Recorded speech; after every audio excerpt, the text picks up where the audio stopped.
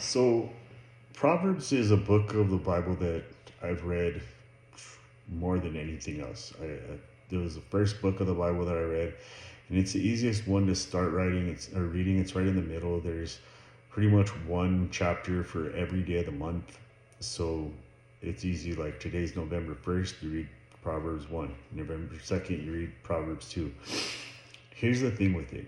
I've read it probably hundreds of times, and every single time, if I go back and now that I read Proverbs 1 right now, I will probably get something different out of it today than I've gotten out of it any other time.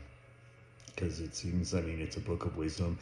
In my opinion, it's God's way of kind of teaching us how to be wise and how to live. When Solomon first got anointed as king when he was 13 years old, God came to him in a dream and basically told him that he could have anything he wanted. Just ask for it. He would give him whatever he wanted. And instead of asking for riches and to be the best king or all the money in the world, Solomon asked for wisdom and discernment because he wanted to rule his kingdom correctly and be a good ruler and good leader to his people. So, because of such a wise answer and for asking for wisdom, God gave him all that other stuff in tail. So, this book is not only written by Solomon, who was the richest king to ever live, but he was probably the wisest person that ever lived as well. So there's a lot of key things in this book that I just want to share with people. And so I ask if it's something that's interests you, follow along with me for the month and give me your thoughts in the comments. So here I'm going to start with 1 through 7, then I'll read what the study Bible says about verses 1 through 7. Then I'll go on and read the rest, and I'll read the other study part. So Proverbs 1, chapter 1, or 1:1. The purpose of Proverbs. These are the Proverbs of Solomon, David's son, king of Israel. Their purpose is to teach people wisdom and discipline, to help them understand the insights of the wise.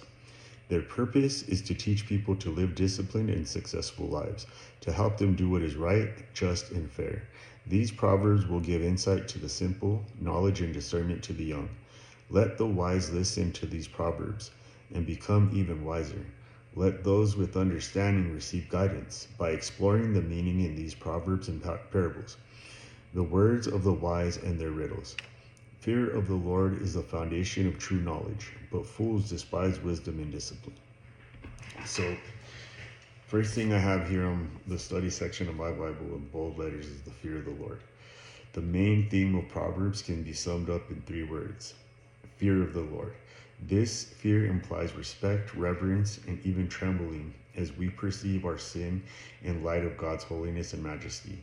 A proper fear of God also recognizes our total dependence on Him for everything, including knowledge and wisdom. To fear God is to recognize Him as the sovereign creator and master of all things, as well as the judge of sin. When we come into His presence, therefore, we are called to have a healthy but holy fear of Him. After all, God does discipline us when we sin.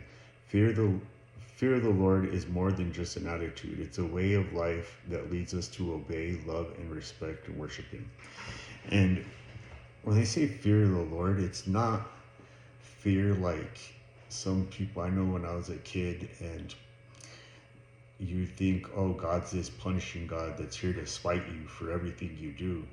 It's just more of that adoration, that respect. When you think about when you're going to do something, imagine if Jesus was sitting next to you or God was sitting right next to you, would you do that? Would you watch that movie? Would you turn that song on?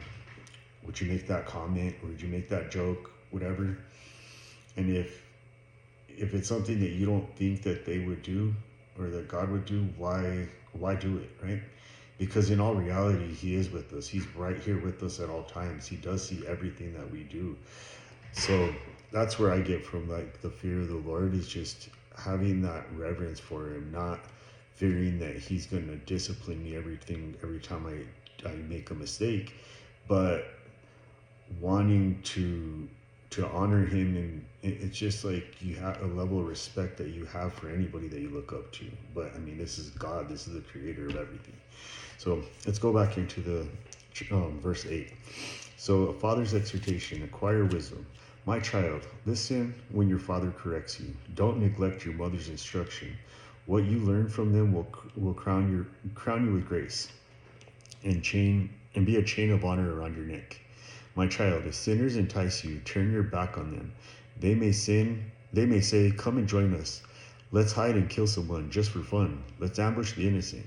Let's swallow them alive like the grave. Let's swallow them whole like those who go down to the pit of death. Think of all the great things we'll get. We'll fill our houses with all the stuff we take. Come throw in your lots with us. We'll all share the loot.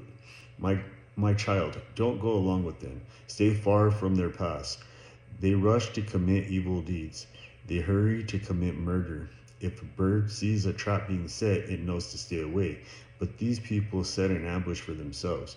They are trying to get themselves killed. Such is the fate of all who are greedy for money. It robs them of life.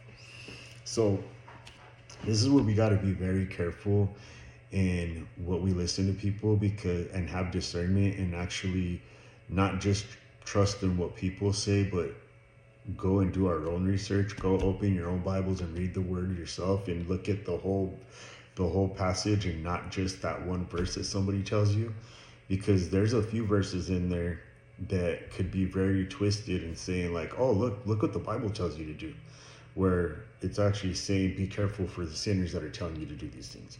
But somebody could twist those words and say, look, God's telling you to go and do this. And I've seen that on social media all the time, where it's like, oh, the Bible tells you to do this, all these crazy things, and it's teaching us against those things, and teaching us what can come from doing those, right?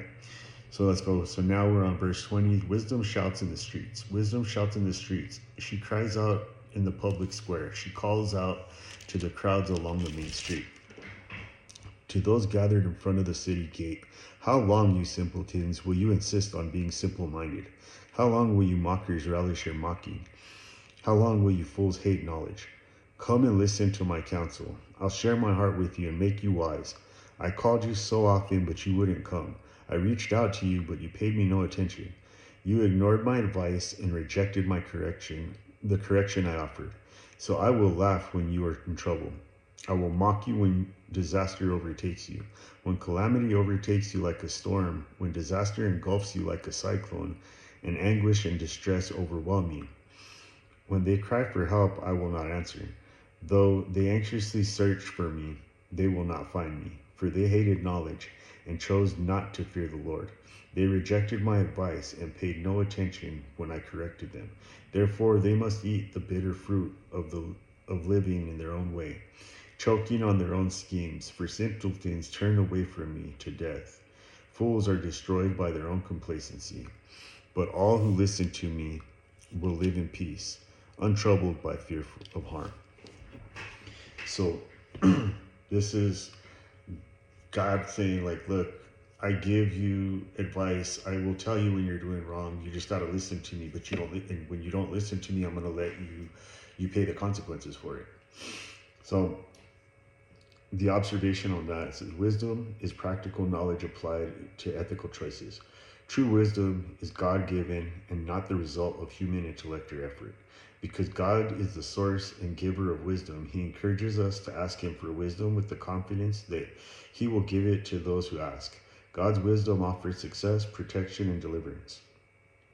And then in the interpretation, since God is the giver of wisdom, we can and should ask him for it. Yet wisdom is one of the most important virtues that Christians often lack. God is ultimately the one who gives success. Therefore, we must not neglect to ask him for wisdom in all life's purposes, or in all life pursuits. In God's willingness to grant wisdom, we see his generous attitude towards us. So right there, God wants us to ask him for wisdom, for success. God doesn't want us to live these miserable lives that some Christians seem like try to act like he does. So there's my take on Proverbs 1. What do you guys think, or how interested are you in hearing the rest of the book? And just follow along with me, give me your comments, give me your takes on each chapter, read along with me. Let me know what you guys take. I mean, I like to learn from what I read, but I also like to hear what other people's takes are and stuff too, and try to gain knowledge together. So let me know.